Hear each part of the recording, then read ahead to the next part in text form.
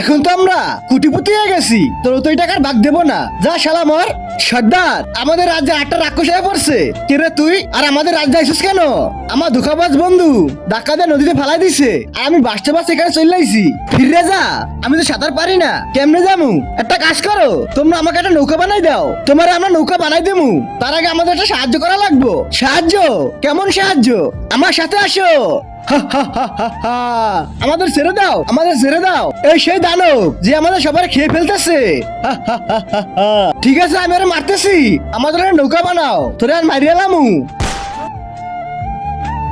এই গুলি আমার কিছুই করতে পারবে না। এখন আমি তোকে খাবো। আরে পালাও পালাও। কিন্তু তার আগে যদি ইন্ডিয়াকে ভালোবাসো তাহলে লাইক করো, আর যদি বাংলাদেশকে ভালোবাসো লাইক এন্ড সাবস্ক্রাইব দুটাই করো, আর কমেন্ট বক্সে লিখে যাও তুমি কোন দেশকে ভালোবাসো। ওই শালারা, আমি তোদের মানুষদের বাঁচাই দিছি, এখন আমার নৌকা দে। এই তো আমার তোমাদের নৌকা তৈরি করে রাখছি। আরে শালারা, কি নৌকা বানাইছো? এত ছোট নৌকা আমি কেমনে যাবো? এই তো ধরে ফেলাইছে এখন, আন্তরে আমি খামো। পালাও।